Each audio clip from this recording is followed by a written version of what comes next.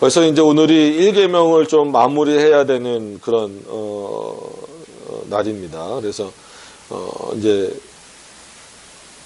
앞에 내용을 쭉 또 다시 한번 복기를 해보면 1계명은 나 외에 다른 신을 위하지 말라, 뭐 섬기지 말라, 이렇게 표현을 할 수 있죠. 그래서 그것은 근본적으로 피조물과 창조물의 어떤 그 본질적인 차이와 더불어서 하나님 외에는 참신이 없다라고 하는 것, 이것을 확인할 수 있다라고 하는 겁니다.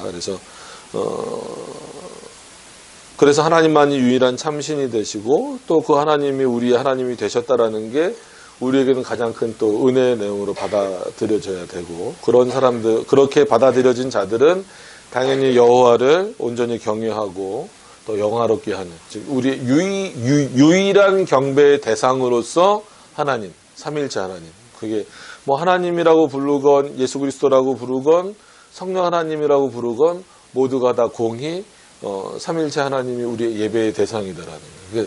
그래서 예배의 대상이 되셨다라고 하는 것은 기도의 대상도 예배의 대상과 동일하게, 왜냐하면 새 위격이 동일 본질로 존재하시는 분이기 때문에 마치 기도는 성부 하나님께만 드리는 것처럼 이해하는 분들도 있어요. 그래서 뭐 교수님들 가운데에도 우리 개혁주의권 안에 있는 분들 중에서도 기도는 성부가 받으시는 거고 예수님의 이름으로 하는 거 아니냐, 그러면 당연히 기도는 성부만 받으시는 거고 성령이 그 기도가, 그러니까 예수님의 이름으로 하는 그 기도가 성부에게 잘 도달하도록 성령이 지키시는 거다, 이렇게 이것을 그분이 돌아가실 때까지 그 입장을 바꾸지 않는 그 분이 계세요. 아주 유명한 분인데 실명을 거론하기는 힘들어서 녹화가 안 되면 실명을 거론했을 텐데 그렇게 주장을 하시는 분이 있어요. 그래서 그것 때문에 이제 좀 뭐라 그럴까요? 논쟁보다도 그렇지 않은데 그런 생각을 많이 했었는데, 경배의 대상이 하나님이 삼일체 하나님이라고 한다면 우리의 기도나 예배를 받으시는 분도 삼일체 하나님이다라고 하는 것을 기억을 하셨으면 좋겠습니다. 이제 예배의 형태나 방식에 있어서 우리가 어떤 구조, 그러니까 뭐 기도를 구조로 나누긴 좀 그렇지만 우리가 일반적으로 하는 어떤 그런 양식이나 이런 거를 통해서 볼 때 마치 성부에게 기도하고 예수님이라는 그 영원한 중보자 되시니까 예수님의 이름으로 기도하는 것 같고, 성령은 그 기도를 마치 사단에게 빼앗기지 않도록 돕는 것처럼 쉽게 인식할 수 있는데, 들으시는 성부 하나님이 그렇게 약하신, 우리 기도를 사단에게 빼앗기실 정도로 약하신 분이 아니란 얘기예요. 그리고 마찬가지로 예수 그리스도도 단순히 그냥 기도를 올려드리는 그런 차원으로서만 계신 분이 아니죠. 그러니까 중보자라는 개념에서는 충분히 그 개념을 이렇게 쓸 수는 있어요. 그리고 성령이 늘 우리를 도우신다라고 했을 때에는 단순히 우리의 기도가 성부 하나님께, 예수님을 통해서 한 기도가 성부 하나님께 잘 도달하도록만 하는 것뿐만 아니라 심지어 우리의 마음 가운데 역사하셔서 우리로 하여금 기도하고자 하는 마음을, 하나님께 간구하고자 하는 마음을 주시는 분으로서 계신데, 단순히 그 정도 역할만 하시는 것은 아니다라고 하는 겁니다. 그래서 예배의 대상이 성부도 되고 성자도 되고 성령도 되고, 그러나 세 분 하나님은 아니고 삼일체 한 분 하나님이다라고 했을 때 기도도 마찬가지로 성부도 우리의 기도를 들으시는 분이고 성자도 우리의 기도를 들으시는 분이고 성령도 우리의 기도를 들으시는 분이다라고 하는 겁니다. 그럼에도 불구하고 예수님의 이름으로 기도한다라는 것은 그분이 우리의 중보자 되심을 고백한다라는 의미가 들어있는 거예요. 그래서 뭐 유럽이나 이런 쪽에서는 예수님의 이름으로 기도합니다라고 하지 않고 그냥 아멘 하는 경우도 있어요. 그럼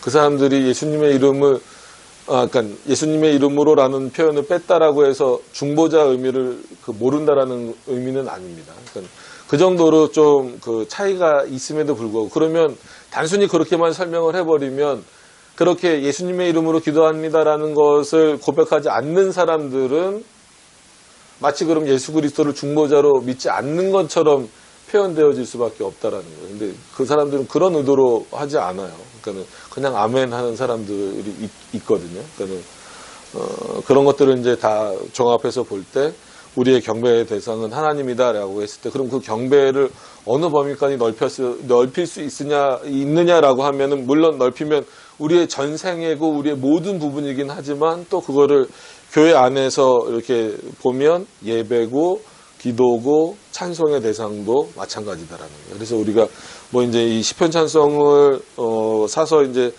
본격적으로 부르게 되겠지만, 또 많은 분들이 그럼 시편 찬송 부르게 되면 뭐 예를 들어서 그러면 예수 그리스도는 찬양 못하는 거 아니냐, 이런 식의 논리가 또 따라 붙는 경우가 있어요. 근데 늘 말씀드리지만 시편을 통해서는 이미 하나님께서 단순히 다윗이나 아니면 솔로몬도 썼고 또 다른 인물들도 이제 시편을 썼지만 대부분 이제 다윗이 썼으니까, 뭐 다윗과 그냥 이렇게 대화하고 다윗에게만 말씀하시는 그 시대적 상황 안에 맞춰 갇혀져 있는 그 시편이 아니고, 오히려 그 시편을 통하여서 다윗으로 하여금 예수 그리스도를 바라보게 하시는 그런 내용들이 담겨져 있습니다. 그래서 예수 그리스도라고 하는 직접적인 어떤 그런 표현이 들어있지 않을 뿐이지, 이 시편 안에는 얼마든지 예수 그리스도를 찬양하고 예배하고 또 우리의 영원한 중보자를 기다리는 어떤 그런 모습들이 이 시편에 많이 있기 때문에, 시편을 찬양한다라는 것 자체는 삼위일체 하나님을 찬양하는 것이지 성부 하나님만 찬양하는 그런 차원은 아니다라고 하는 거예요. 그러니까 그런 논리로 비판하는 분들이 있더라고요. 그 구약의 시편 찬송만 강조하다 보면 그거는 한 윗경만 찬송하게 되는 거 아니냐. 그러니까 벌써 그럼 그 사고 속에는 윗격이 나눠져 있는 거죠. 구약에는 마치 성부의 윗격만 역사되는 것처럼. 그러니까 표면적으로 드러나지 않지만 삼위일체 하나님이 구약이나 신약이나 동일하게 역사하신다라고 하는 이 방식을 좀 반드시 좀 숙지를 하시는 게 좋습니다. 그러면 그런 논리로 가면 늘 말씀드리지만 구약은 성부만 역사하신다. 이것도 애매해요. 그 뒷받침하기가. 그러니까 여호와를 어떻게 해석하느냐에 따라 다르지. 그럼 신약은 어디서부터 예수 그리스도냐는 거예요. 우리가 오늘도 마가복음을 봤지만 복음서를 거의 다 보더라도 거의 끝까지 예수 그리스도를 경배한다라는 차원으로 가기는 좀 어려운 부분. 그러니까 예수 그리스도가 역사하시는 시대 뭐 이렇게 보기에는 어떻게 보면 단순히 뭐 병자를 고치고 이러셨다라는 수준으로 이렇게 예수를 높이는 차원이 아니라, 원래는 예수 그리스도를 중보자로 높이는 차원이라면 신약의 뒷부분 가서나 되는 건데, 그냥 신약 시대는 예수 그리스도의 시대 이래버리면 좀 시대적 구분은 그런 차원에서 좀 오히려 하나님을 구분짓게 되고 그의 역사를 오히려 제한하게 되는 거예요. 그러니까는 어떤 일이 하나님이 역사하시는 데 있어서 그 일이 한 윗격에 제한돼서 표현될 수도 있어요.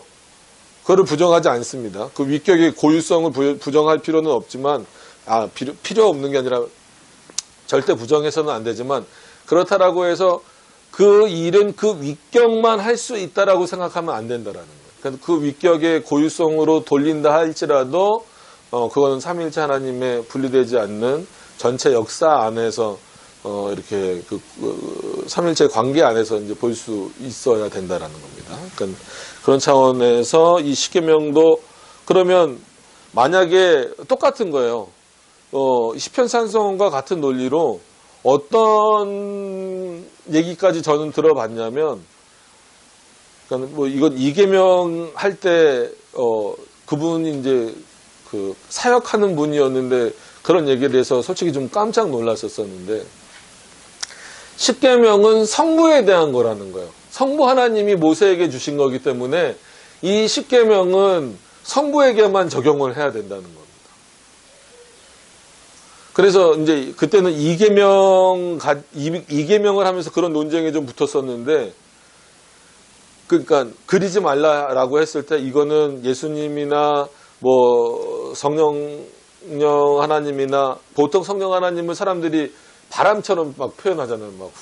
막 이런 바람처럼. 뭐 예수님은 뭐 막 워낙 많이 그리고, 또 성부도 아니면 음성 뭐 이런 걸로 막 성국이나 이런 거 할 때 많이 표현하고 그러잖아요. 그런 거 하면 다 안 된다라고 했을 때 사역을 하고 있는 분인데도 그분의 반응은, 아니 이거는 구약 시대에 주어진 건데 여기 어디 예수님을 그리지 말라는 계명이 그 표현이 있냐는 거예요. 그러니까 문자주의로 그런 게 이제 문자주의로 가는 거면서 동시에 삼일체에 대한 이해가 그만큼 부족하다라는 거예요.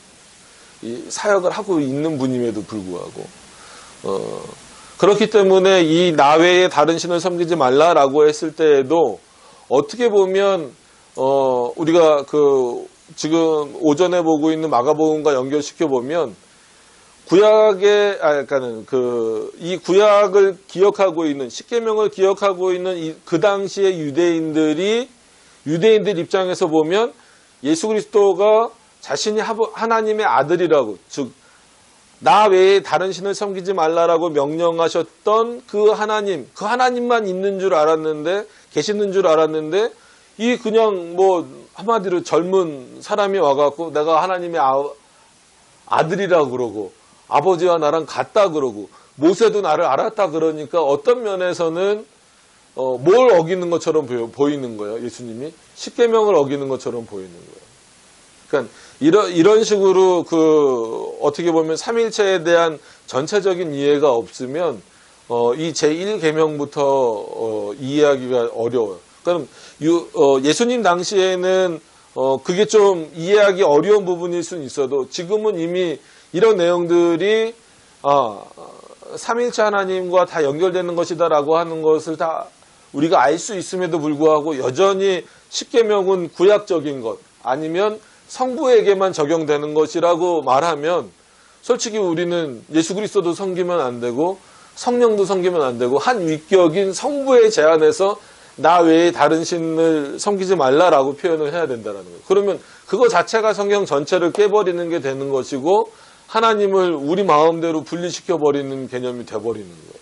어떤 의미인지 아시겠죠? 그렇기 때문에 어디를 보든지 간에 삼일체 하나님 그러면 삼일체 하나님 분리되지 않는 그 채로 존재하시고 또 역사하시는 삼위일체 하나님이다라고 하는 것을 기억을 하셨으면 좋겠어요. 그러니까 뭐 반복해서 말씀드리는 이유는 자꾸 우리의 이성의 체계 안에서는 받아들여지기 어려운 거예요. 늘 말씀드리지만 성부도 인격이고 성자도 인격이고 성령도 인격인데 새 인격이 아니라 그럼 새 인격이라 그러면 좋잖아요. 그런데 새 인격이 아니라 한 인격이라는 거예요.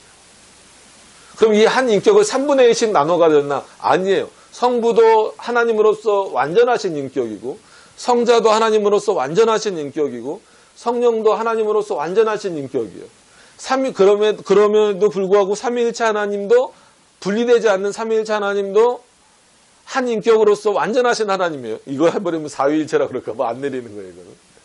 그러니까 이런 게 도대체 우리의 이성 가운데에도 없고 우리가 살고 있는 존재 가운데에도 없어요. 그러니까는 삼위일체는 예를 들어서 설명하기가 어려워요. 그러니까 뭐 짜장면의 비유를 하든지 아니면 얼음의 비유를 하든지 아무리 그런 거에 많이 비유하잖아요. 그리고 예전 목사님들이 특히나 많이 비유했던 게 그거예요. 예를 들면 제가 이제 목사잖아요, 직업이. 근데 저희 아들한테 가서까지도 내가 목사야 이럴까요? 저 아들한테 가서는 제가 뭐라고 부를까요? 아버지가 되는 거잖아요. 그러면은 또 저희 아버지도 계시니까 아버지한테 가서는 제가 뭐가 되는 거예요? 아들이 되는 거죠. 그러니까 나라고 하는 존재, 김병석이라고 하는 존재는 하나인데 그 상황에 따라서 목사도 됐다가 아들도 됐다가 뭐도 되는 거예요? 아버지도 됐다가 이런 식으로 설명하는 이게 양태론이라는 거예요. 그러니까 모양만 바뀐다. 한 분인데 상황에 따라서 모양만 바뀐다. 아니면 아까 말씀드린 것처럼 성부, 성자, 성령이 각자 다 독립된 위격이고 또 위격뿐만 아니라 독립된 인격을 갖고 계시다니까 삼신론으로 그냥 가버리는 거예요. 새 하나님이다. 이런 식으로. 그러니까 이런 모든 것들을 좀 제거해 내시는 게 좋아요. 그래서 이거 뭐 삼일체론 하는 부분이 아닌데 왜 합니까? 라고 하지만 결국은 나 외에 있어서 나 외가 누구냐라는 거잖아요. 그럼 거기서 말하는 나는 누구예요? 하나님이란 말이에요. 그럼 결국 하나님이 누구시냐에 대한 그 해석이 필요한 건데 그 하나님이 누구시냐에 대한 해석에서 성부라고만 못 박으면 안 된다라는 거예요. 근데 의외로 많은 분들이 이건 구약에 주신 계명이야 이러면서 마치 그 계명은 성부 하나님이 모세에게 주신 것처럼 요 구조로만 이해를 해요. 근데 이건 틀린 건 아닌데 성부 하나님이 모세에게 주셨다면 이 계명은 또 누가 누구에게 주신 것이라고 설명해도 돼요? 성자 하나님이 모세에게 주신 계명이라고 설명해도 되는 거예요. 성령 하나님이 모세에게 주신 계명이라고 설명해도 되는 거예요. 그럼 세 분 하나님이 주셨느냐? 그건 아니네요. 그렇게 표현하면 안 돼요. 어떻게 표현해야 돼요? 분리되지 않는 삼위일체 하나님이 모세에게 주신 계명이라는 거예요. 그러니까 이거를 이해한다는 것은 상당히 어려운 겁니다. 그래서 삼위일체 개념이 어느 정도는 이해도 필요하지만 어떤 부분에 있어서는 결국은 궁극적으로는 믿음의 문제로 갈 수밖에 없기 때문에 그래요. 그래서 결국은 여기서 나 외에 제1계명 중에 나 외가 제일 중요하잖아요. 그러니까는 다른 신을 위하지 말라 이 부분도 중요하지만 다른 신을 위하지 않기 위해서는 나 외가 제대로 해석이 돼야 된다라는 거예요. 그러면 아까 말씀드린 것처럼 잠깐 말씀드린 것처럼 나 외에서 그 나가 하나님인데 그거를 성부로만 이해해버리면 예수 그리스도나 성령도 다른 신이 돼버릴 수 있다는 거예요. 개념상. 그렇기 때문에 이 나 외에는 삼일체 하나님으로 이해를 하셔야 된다. 그리고 아무리 구약 때 주어졌다 할지라도 지금도 그 주신 하나님이 살아 계시기 때문에 어떤 하나님? 삼일체 하나님이 살아 계시기 때문에 우리에게 영원한 도덕법으로 남아 있다라고 하는 겁니다. 그러니까 이것을 좀 이해를 잘 하셨으면 좋겠어요.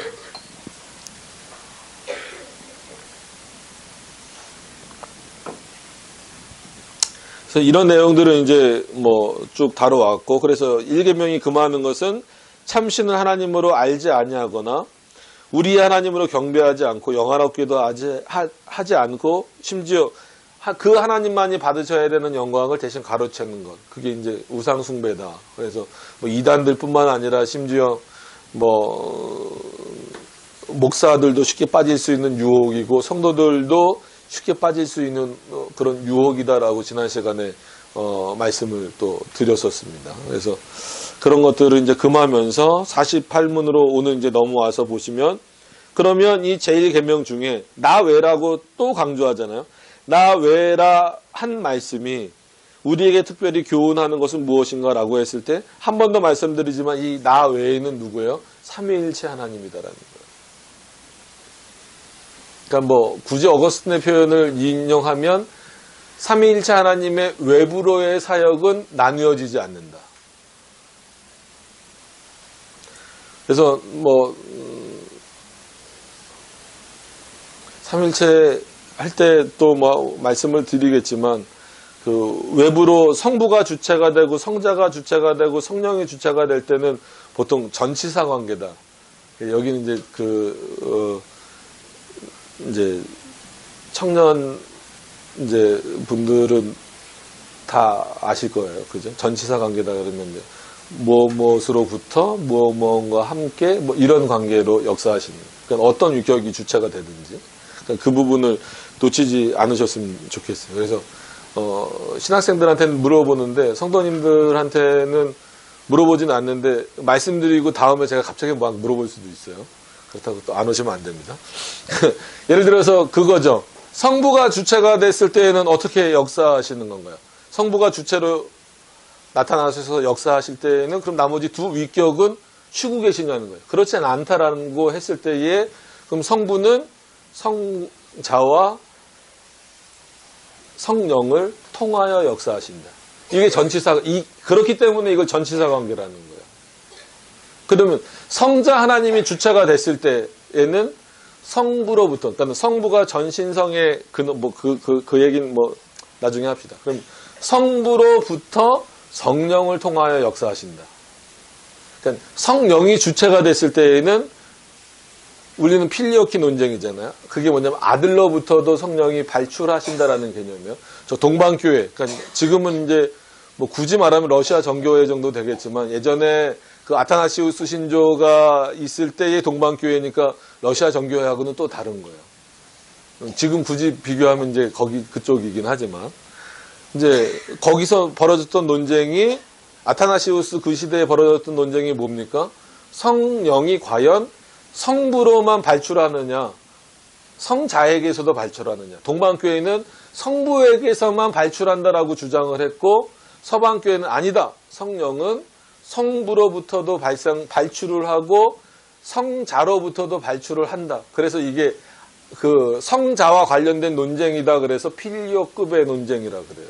필요키 논쟁, 필요급의 논쟁 이런 식으로 부르는 거예요. 그래서 우리는 그 성령을 주체로 뒀을 때에는 성부와 성자로부터 역사하신다. 이렇게 표현을 쓰는 겁니다. 그래서 이거를 이제 하나님의 외부로의 사역은 나뉘어지지 않는다라는 큰 틀에서 그러면 위격의 고유성으로 역사되는 부분을 어떻게 우리가 풀어나가고 이해할 것이냐라고 했을 때 어거스틴도 그렇고 칼빈도 그렇고 이 구조를 놓치지 않는 거예요. 전치사 구조를. 이거는 외우고 좀 계셔야 돼요. 탁 물어보면 말씀하실 수 있겠어요? 성부가 주체가 됐을 때 어떻게 역사하십니까? 그러면 이러고만 계시면 안 되고 이렇게 이거는 좀 어느 정도는 그냥 좀 이렇게 외우듯이 이렇게 갖고 계셔야 돼요.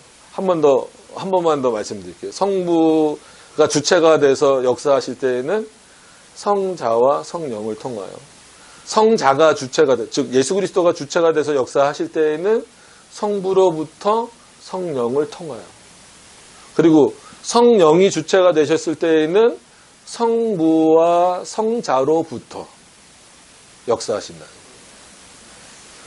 모르겠다 나오잖아요. 그래서 성령 받으라 이건 예수님만 하실 수 있는 표현이고 바울이 성령 충만을 받으라는 건 좀 다른 의미입니다. 그거를 그래서 함부로 그냥 막 성령 받으라 이거 하고 막 그 찬송가에서도 그렇게 하고 목사님들이 성령 충만 받으라고 막 이렇게 하는 게 어떤 면에서는 좀 위험스러운 거는 이런 전치사 관계를 전혀 생각하지 않고 마치 뭐만 받으라는 거예요. 한 위격, 성령이라고 하는 그 위격 개념보다도 그냥 마치 어떤 성령을 그 파워나 아니면 뭐 진짜 뭐라 그럴까요? 뭘 이렇게 행할 수 있는 능력 정도로만 이해를 하는 경우가 많아요. 그렇기 때문에 보통 성령 받아야 된다. 그러면은 분명히 그 전치사 관계에서 따라오는데 그 성령은 누구를 통하여? 성부와 성자를 통하여 따라오는데 그럼 두 위격은 받지 말고 성령 받아야 된다. 늘 말씀드리잖아요. 그럼 성자는 왜 안 받냐고. 여러분 성자 충만 받아보세요. 들어보셨어요? 성부 충만 받으세요. 들어보셨어요? 안 들어보셨죠? 근데 뭐는 굉장히 많이 들어보셨어요. 성령 충만 받으라는 건 되게 많이 들어보셨죠.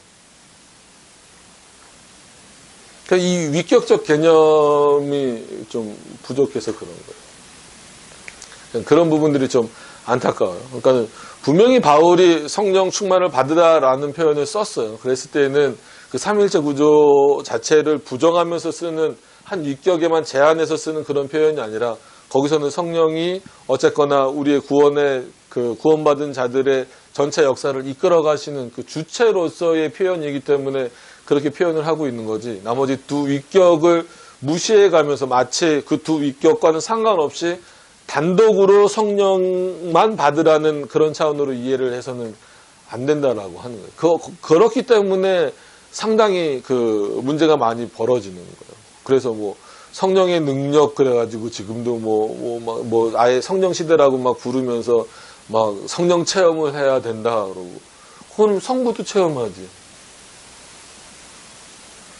성령은 보통 어떻게 체험해요? 뭐 방언을 한다든지 아니면 이렇게 하면 온몸이 막 뜨거워진다든지 뭐 이런 거잖아요.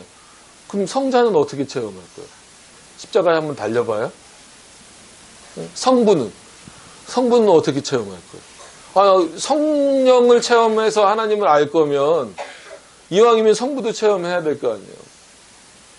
여러분 우리가 알지 못하는 사이에 그러니까는 늘 여러 가지 성경 말씀을 우리는 머릿속에 기억을 하면서도 이 백성이 하나님의 말씀이 없어서, 즉 무지함으로 인하여서 망한다라는 것이 단수 여러 가지 부분에 적용될 수도 있지만, 어떻게 보면 하나님에 대한 그런 삼위일체 하나님에 대한 위격적 이해, 그리고 그 삼위일체 하나님의 그 구조적 이해를 하지 못했을 때에 결국은 우리 스스로가 나 외라고 하는 1계명부터를 파괴시켜 나가는 경우가 많다라는 거예요.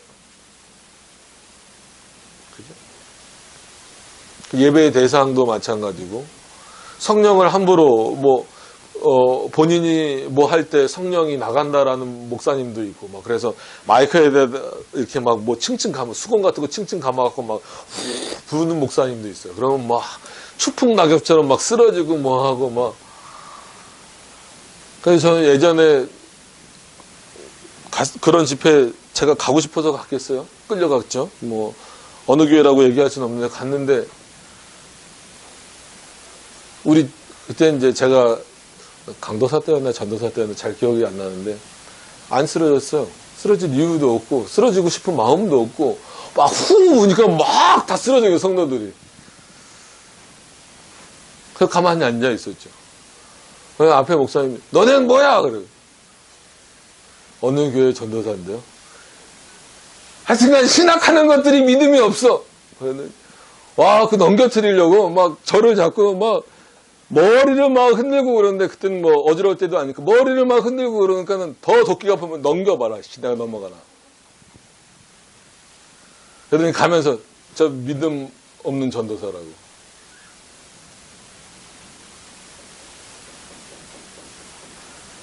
성령 받기를 거절했다는 거예요, 저보다. 정말 100번 양보해서 성령을 받으면 되지 왜 쓰러지냐고. 여러분 다 쓰러지세요, 그럼 오늘. 그래 놓고서 무슨 10계명 뭐 나머지 2계명 의미 없어요, 그런 사람들한테는. 나 외가 해석이 안 되는, 제대로 해석이 안 되는데, 나 외에 다른 신을 섬기지 말라고 해놓고선 본인이 신이라고 섬기는 성령을 자기 마음대로 줄 수 있다? 여러분, 이거는 진짜 말 그대로 이단 아니면 토속 종교에서나 가능한 일이에요. 그렇잖아요. 그 신을 불러온다든지 뭐 무당이나 이런 사람들 보여 불러오잖아요. 접신한다 그러잖아요. 그럼 그 목사님도 결국 뭐 하는 거예요? 그래서 이렇게 우리가 이렇게 들리는 소문으로는 목사님들이 무당한테 가서 많이 배우기도 한다고 막 그런다는데, 참 부끄러운 일이죠. 실제 그렇다라고 한다면 그건 상당히 부끄러운 일이잖아요.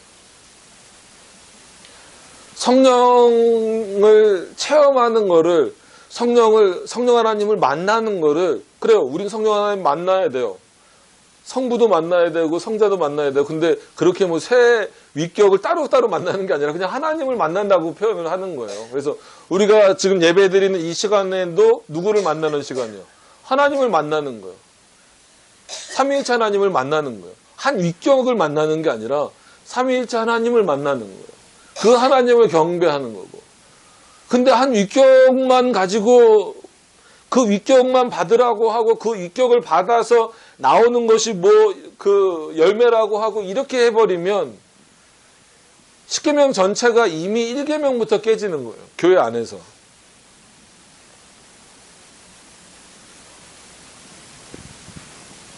그런 부분들을 좀 인식을 하셨으면 좋겠습니다. 그래서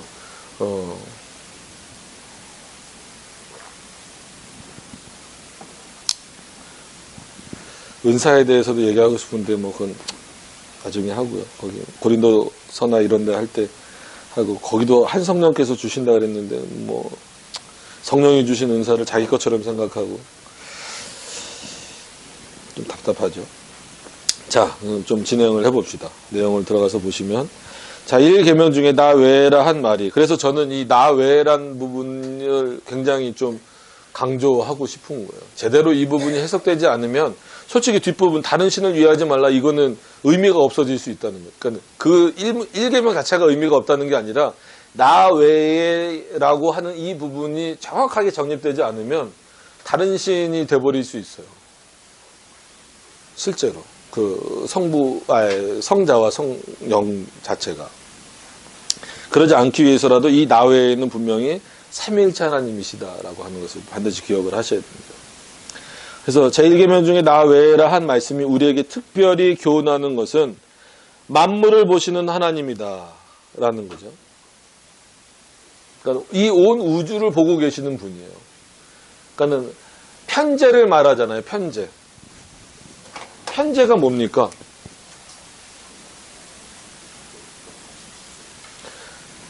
한마디로 쉽게 말하면 하나님이 안 계신 곳이 없다는 거예요. 안 계신, 꼭 뭐 장소적으로 표현해서 그렇지만 꼭 표현이 이렇게 됐다고 해서 장소적으로만 이해하시면 안 됩니다. 안 계신 곳이 없다라는 게 편재예요. 근데 제가 박사과정에서 이 편재에 대한 부분을 발표를 한 적이 있어요. 근데 어느 분이 와서 그래요. 목사님, 편재가 무슨 뜻이죠? 뒤통수를 한 대 맞는 느낌이었어요. 왜냐면 그래도 보통 이제 박사과정 할 때 THM까지 같이, 그러니까 석사과정까지 같이 듣거든요. 그래도 MDB를 거쳐와서 THM이 됐건 그분이 THM이었나 PhD였나는 모르겠는데 그 정도 공부할 정도 수준이 됐으면 그래도 조지신학을 전공하러 왔으면 나름 공부를 많이 한 건데 편재에 대한 개념 자체가 없어서 편재가 무슨 뜻인가요? 이렇게 물어볼 때는 야, 이거를 화를 내야 되나 자세히 설명을 해줘야 되나 당황스럽더라고요. 그러니까 성도님들이 물어보면은 자세히 설명을 해줄 수 있겠지만 신학을 하겠다고 그것도 뭐 학부생도 아니고 MDB생도 아니고 MDB생만 해더라도 화가 날 텐데 이거는 박사과정 들어와 있는 사람이 그렇게 표현하니까 좀 당황스럽더라고요. 그래서 하나님은 어느 곳에나 편재하세요. 이 얘기 뭐냐면 이 모든 곳에다 편재하시는 거예요. 그리고 우리 마음 가운데도 계시고. 그래서 예수 그리스도가 우리 마음 가운데 계신다라고 했을 때에도 똑같은 거예요. 예수 그리스도가 우리 안에 계신다라고 했을 때에는 예수 그리스도만 우리 안에 계신 게 아니죠. 그 위격을 대표적으로 표현했을 뿐이지 뭐 성령, 다른 구절에서는 성령도 우리 마음 가운데 역사하신다 그래서 삼위일체 하나님이 우리 안에 계시는 거예요. 우리가 하나님 안에 있는 거고 그걸 이제 예수 그리스도라고 표현을 할 뿐이죠. 그래서 편재하신다라고 하는 것은 하나님이 안 계신 곳이 없어요. 그래서 일반 성도들, 여러분들의 삶도 그렇고 저의 삶도 마찬가지고 이거는 뭐 목사와 성도를 구별할 필요 없이 하나님은 어느 곳에나 계신다라는 개념을 반드시 갖고 있어야 돼요. 그렇지 않으면 우리 안에서 그 이원론적인 그 모습들이 돼버리는 거예요. 뭐 그래서 뭐 용어 자체로 뭐 썬데이 크리스찬이냐 아니면 교회 안에서만 이 보이는 교회 안에서만 성도인 모습으로 비춰지는 경우가 많은 거예요. 일상생활 할 때는 이 사람이 그리스도인인지 드러나지를 않는 거예요. 드러나지 않는다라는 건 뭐예요? 일반 사람처럼 살고 있다라는 거예요. 그리스도를 모르는 사람처럼 살고 있다라는 거예요. 그럼 막 드러낸다라 거꾸로 드러낸다라고 해서 막 옆에 이따가 전철 타고 갈 때 이러고 들고 가세요. 이러고. 그러시란 얘기 아닙니다. 진짜 이러고 들고 가면 뭐 들고 가도 상관없지만 그렇잖아요. 뭐 팔 것도 아니고 그러면 잘못하면 그 문자 와요. 잡사장이 맞다고. 굳이 뭐 이러고 다닐 필요도 없겠지만 숨겨서도 안 되는 거예요. 내가 그리스도인 된 것에 대하여서. 그러니까 이만큼 범위가 넓은 거예요. 그러니까 하나님이 안 계신 곳이 없다. 그러니까 만물을 보고 계신다라고 했을 때는 우리의 마음까지도 그리고 마태복음에 있는 그 표현이 저는 너무 좋아요. 어떤 표현이냐면 물론 그거를 뭐 편지의 표현으로 쓸 수도 있고 다른 어떤 하나님의 그 능력이란 표현으로도 쓸 수 있지만 우리의 머리털까지 다 세시는 분이다. 그럼 하나님이 일일이 앉아서 그거 세고 계시겠어요? 그런 의미가 아니잖아요. 그만큼 우리의 모든 것까지 전부 다 알고 계신다라는 차원입니다. 모르시는 게. 그래서 우리가 쓸 때 어떤 표현을 써요? 하나님은 나에 대해서 나보다 나를 더 잘 아신다라는 거예요.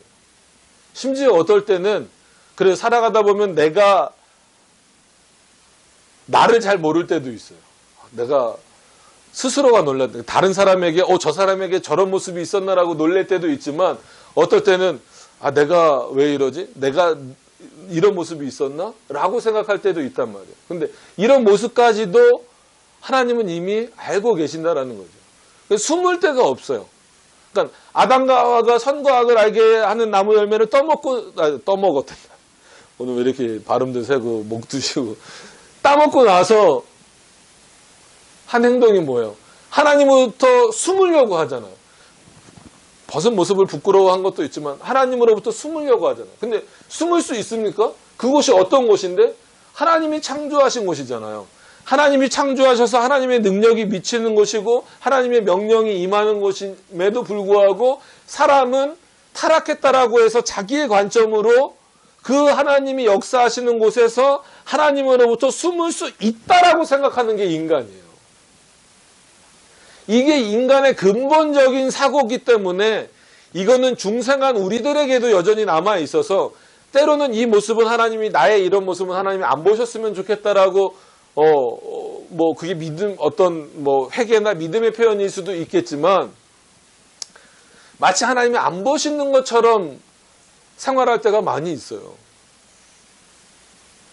저도 그래요. 저도 이제 또 야구 시즌이 다가오니까 가슴이 쿵쾅쿵쾅 거려요. 올해는 두산이 우승할까. 2년 연속 준우승에 머물렀는데 올해는 이제 정상을 탈환해야 되는데. 야구 볼 때는 목사님 저도 하나님 이거보다는 두산이 이기느냐 지느냐. 특별히 우리의 주정 SK 그다음에 LG를 얼마나 오늘 이길 수 있느냐. 이런 온 집중이 거기만 다가 있는 거예요. 그때도 하나님은 뭐 하고 계시는 거예요? 우리를 보고 계시는 거예요. 그러니까 그만큼 우리가 아무리 하나님을 생각하고 하나님께 예배하고 하나님을 위해서 살고 하나님을 경배하면서 산다라고 할지라도 하나님이 우리를 보시는 것과는 비교가 안 된다라는 거예요. 근데 그렇기 때문에 반대로 우리가 하나님만 생각하면서 산다라는 것도 불가능한 일이지만 그럼에도 불구하고 뭐는 알고 있어야 돼요. 하나님 앞에 숨을 수 없다. 숨길 수 없다라는 거예요. 근데 자꾸 우리는 하나님 앞에 숨으려고 그래요. 내 생각을 숨기려고 하고 내 행동을 숨기려고 해요.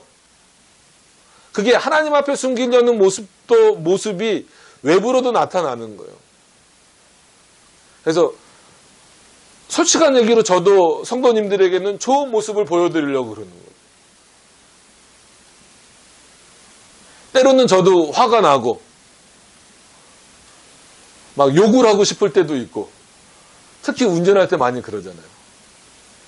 그래서 어떤 잘 아는 목사님을 봤더니 그 옆에 운전석 옆에 10원짜리를 엄청 많이 갖다 놨어요. 이건 뭐냐고 그랬더니 열받으면 창문에다 던져버려요. 엽쳐야 돼. 그리고 혼자 막 도망가. 근데 요즘에 CCTV랜다. 블랙박스 있고 그 난폭 운전 이것 때문에 요즘엔 안 한대요. 네. 그러니까 얼마나 화가 나면 가끔 운전하다 보면 진짜 100원짜리가 아니라 가서 진짜 확 막아버리고 싶을 때도 있어요. 있기는 있어요. 그래서 저도 그런 적이 있었죠. 그래서 이거는 여러 번 얘기했었으니까 가다가 앞차가 잘 안 가는 거예요. 빵빵거려도 안 가는 거예요. 열받아서 앞에 가서 확 추월해서 옆에 가서 딱 섰는데 그게 집사님이에요. 난 너무 당황해갖고 창문 열고 집사님 제가 이렇게 빵빵거렸는데 모르셨어요? 순간적으로 위기를 모면하려고. 원래는 그 앞차가 안 가서 화가 나서 빵빵거려서 도대체 누군데 안 가? 그러고 딱 가서 섰는데 그게 집사님입니다. 너무 당황스러웠어요. 살면서 이런 게 그때는 하나님이 어디 있어요? 목사가 어디 있고. 근데 또 지나고 나서 보면 그게 또 역시 나는 부족하구나. 그리고 이 모습도 하나님이 보셨을 텐데. 당연히 보시죠. 그러니까 이거를 가지고 여러분들 마치 지난 시간에 말씀드렸던 것처럼 그렇기 때문에 우리는 날마다 우리의 죄를 죽여야 됩니다. 죽여야 됩니다. 이렇게 해갖고 여러분들을 괴롭게 하시란 얘기는 아니고, 하나님 앞에, 그럼에도 불구하고 우리가 반드시 갖고 있어야 될 개념은 뭐냐면, 하나님 앞에 숨을 곳이 없다. 지난 시간에 적어드렸던 거는 다른 거였고, 오늘 만약에 적어드린다면 적으셔도 되고 외우셔도 되고, 하나님 앞에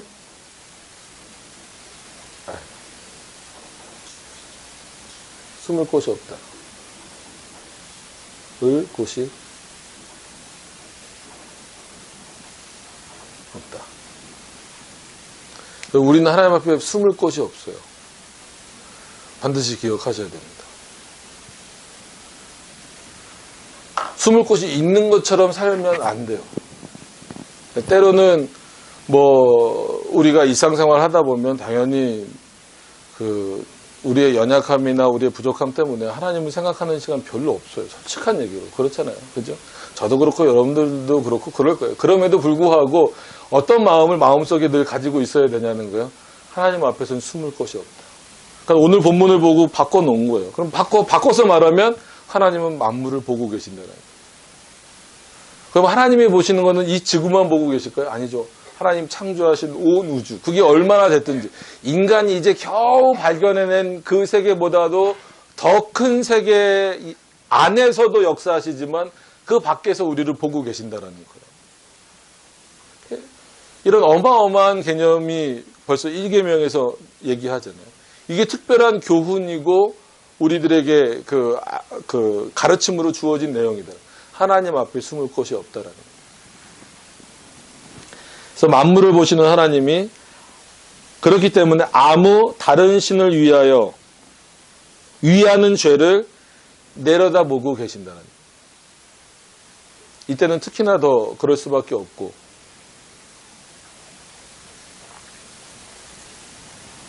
그래서 우리가 수요일부터 말라기서를 보기로 했잖아요. 그래 말라기서 그러면 너무 사람들이 말라기 이퀄 10계명, 10계명이란다. 11조 이런 개념으로만 이해를 하는데 그렇지 않아요. 말라기서 1장 1절부터 쭉 나오는 얘기가 하나님이 이스라엘을 사랑하시기도 하지만 그들의 죄를 책망하시는 내용도 있으면서 동시에 하나님은 이스라엘 밖에서도 크신 분이다. 이거를 알려주길 원하는 거예요.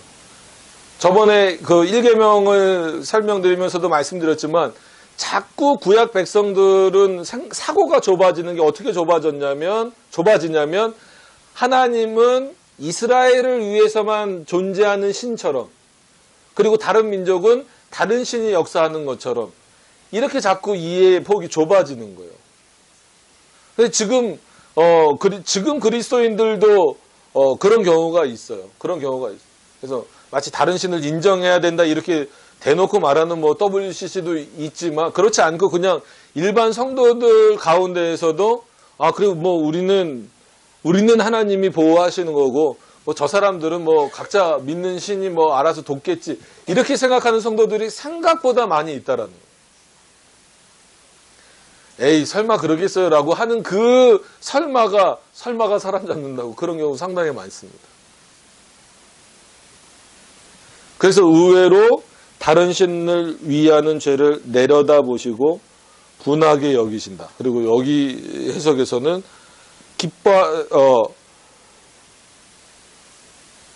이렇게 나왔어요. 만물을 보시는 하나님께서 어떤 다른 신을 두는 죄에 심히 기뻐하지 않으심을 주목하도록 하시는 것이다. 하나님이 얼마나 미워하는지를 우리도록 깨닫게 하신다는 거예요. 그 의미가 어디에 들어있다고요? 나 외라고 하는 이 세 글자에 들어있다는, 나 외라고 하는 이 의미에, 물론 거기에는 뒤에 다른 신을 섬기지 말라가 들어있지만 이 나 외라고 하는 이 세 글자를 통해서 우리에게 특별히 교훈하시는 내용은 뭐냐면 내가 다 보고 있는 앞에서 지금 너희들은 뭐 하고 있다라는 거예요? 다른 신을 섬기고 있다라는 거예요. 그게 어떤 방식이든지 간에. 그래서 이거는 어쩔 수 없이 반복해서 말씀드리는 거지만 우리나라는 피선교 국가예요. 그래서 신사참배에 대해서도 말씀드렸지만 그와 비슷한 방식으로 너무나 이 교회 안에 거꾸로 우리 문화가 교회의 문화로 들어와서 토착화된 경우가 많아요. 어쩔 수 없어요. 이거는 거의 모든 그 피선교 국가들에서 나타나는 현상이기 때문에 그렇습니다.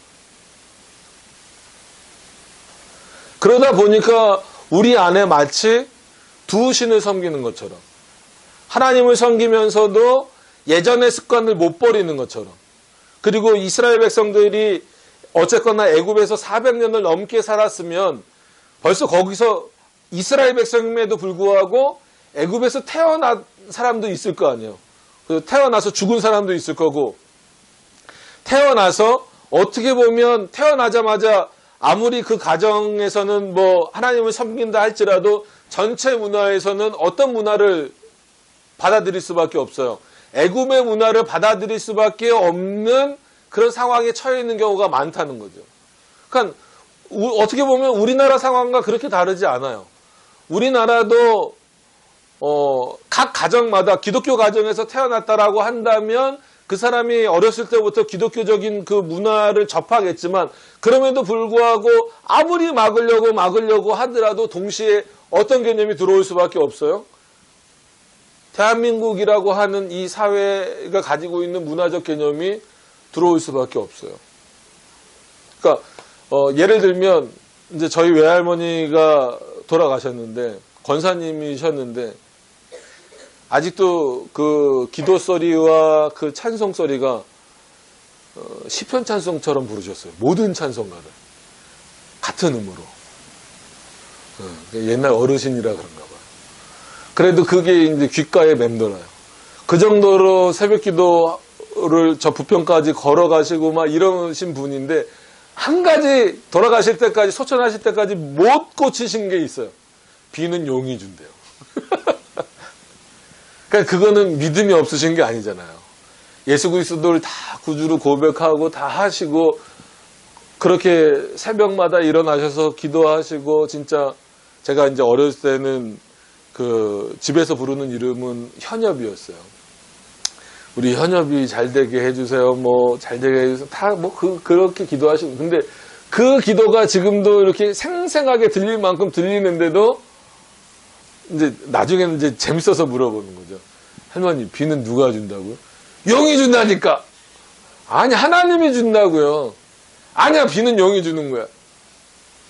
그게 안 바뀌시는 거예요. 그렇다고 뭐 우리 할머니가 구원을 못 받으신 건 아니지만 지금 아마 여러분들이 용이 준다고 우기시면 구원 못 받으실 수도 있어요. 이렇게 얘기하면 또 이제 또 예정론을 파기한다 뭐 이럴 수도 있지만 지금은 그러시면 안 되겠지만 지금 여러분들 그러니까 그만큼 이게 이렇게 섞여 있을 경우에는 나도 모르게 그렇게 되는 거예요. 나도 모르게.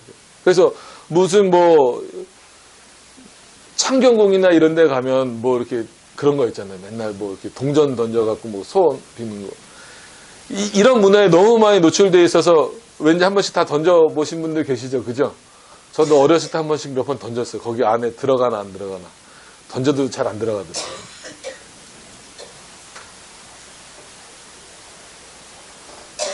그래서 일본에 그 잘 아는 분이 있는데 일본 같은 경우는 첫날이 되면 그 새해 첫 해가 되면 또 거기 질서를 잘 지키잖아요. 이렇게 서갖고 그 각 신사가 이렇게 막 있어서 거기서 이렇게 참배하고 막 이런 게 아주 저기래요. 그러니까 모든 일본 사람들이 다 갔다 오니까 기독교인들은 당연히 안 감에도 불구하고 안 갔다라고 말을 잘 못한대요. 말하면 거기서 이제 그 이즘에 비슷한 게 또 올 수도 있고 그러니까. 그런 문화 자체가 결국은 그런 피선교 국가일수록 특히나 선교가 늦게 되고 그 다음에 아주 이 토속 신학이 아주 강한 곳일수록 더 섞여서 나타나는 거예요.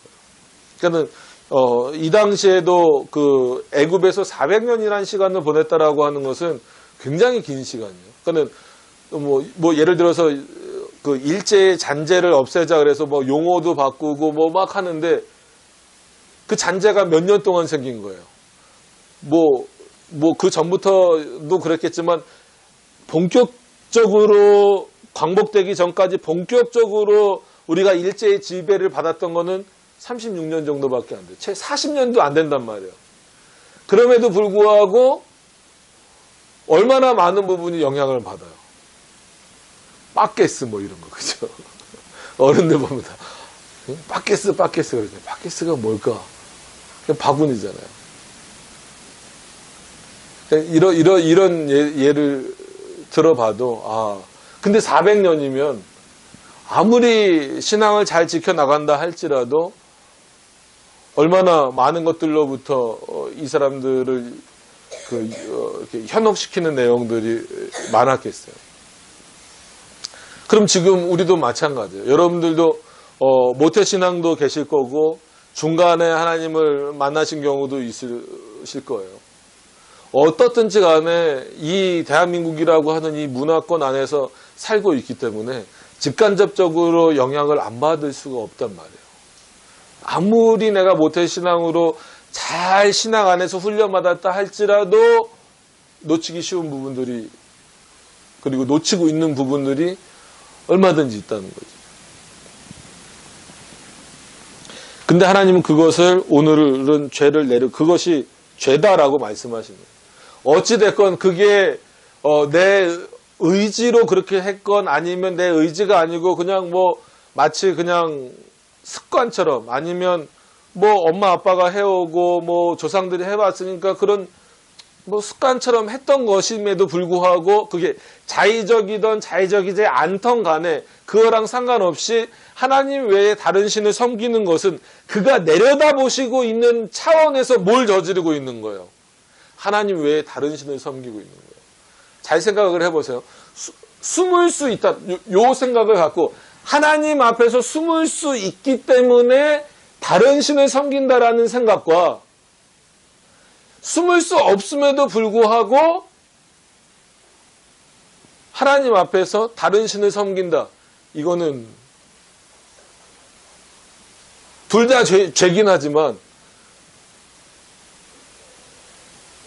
둘 다 죄지긴 하지만 더 큰 죄는 저는 솔직한 얘기로 하나님 앞에 숨을 곳이 없다라는 것을 분명히 알고 있음에도 불구하고 의도적이든 의도적이지 않든 다른 신을 섬기는 듯한 그런 죄들은 하나님이 오늘 본문에서는 분하게 여기신다라고 하지만 이 본문 이 해석이 조금 더 좋은 것 같아요. 그거는 하나님이 기뻐하지 않으심을 주목하도록 즉 알게 하시도록 하기 위해서 특별히 뭐라고 교훈하시냐면 하나님은 만물을 내려다보신다라고 말씀하고 있다는 거예요. 난 그거 기뻐하지 않아. 그거를 너희들이 알았으면 좋겠어. 즉 하나님을 믿고 있는 우리들이 알아야 될 것은 뭐냐면 우리가 하나님 대신에 다른 신을 섬기는 것, 우상을 섬기는 것, 그게 생각이든 직접 표현되는 행동이든 언어든 어떤 것이었든지 간에 그렇게 돼버리면 그것은 만물을 보시는 하나님 앞에서 그 하나님이 기뻐하시지 않는 일이다라고 하는 것을 너희가 알아야 된다라고 하는 거예요. 이거를 특별히 교훈하겠다라는 거예요. 뭐에서? 나 외라고 하는 이 표현에서. 그러니까 그 하나님은 어떤 하나님이에요? 당연히 삼위일체 하나님이죠.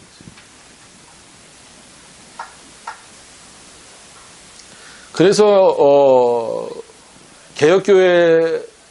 개혁교회일수록 개혁교회를 추구해 나가는 교회일수록 뭔가가 조금 이렇게 자꾸 뭐라 그럴까요?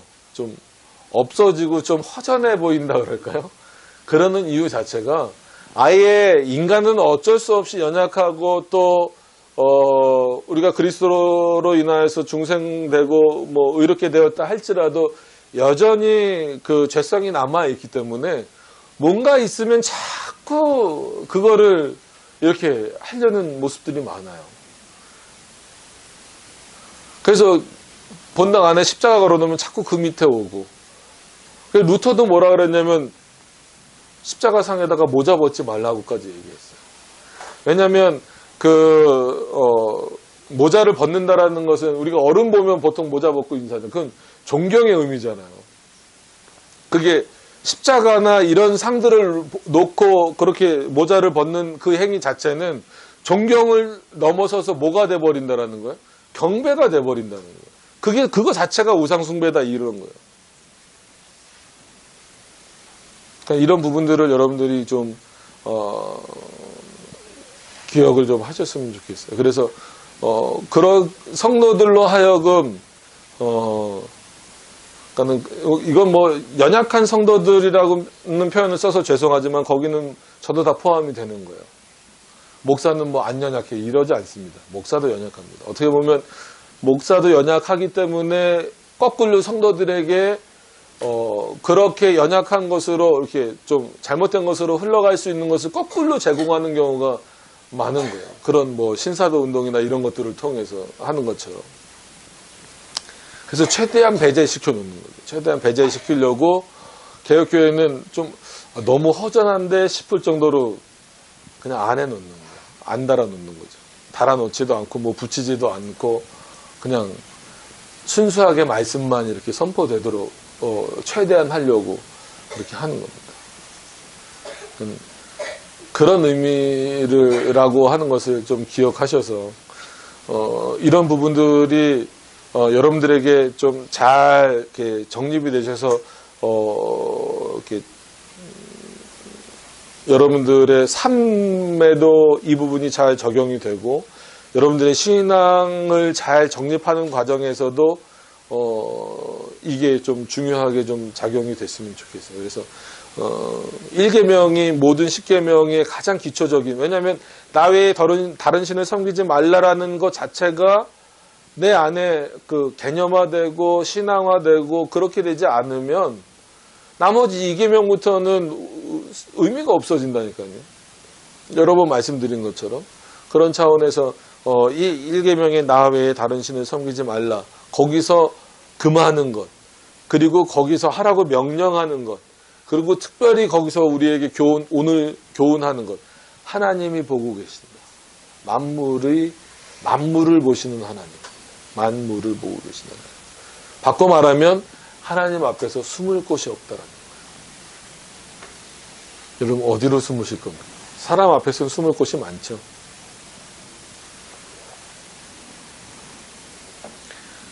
옷도 있고, 그죠? 옷도 우리를 숨기는 방식이에요. 여러분들의 직분도 우리를 숨기는 방식이에요. 그럼에도 불구하고 그 모든 것들이 하나님 앞에서 숨길 수는 없다는 거예요.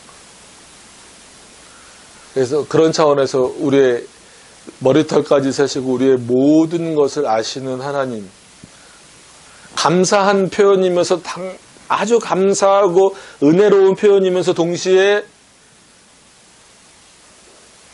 어떤 면에서는 상당히 두려운 표현이기도 하죠.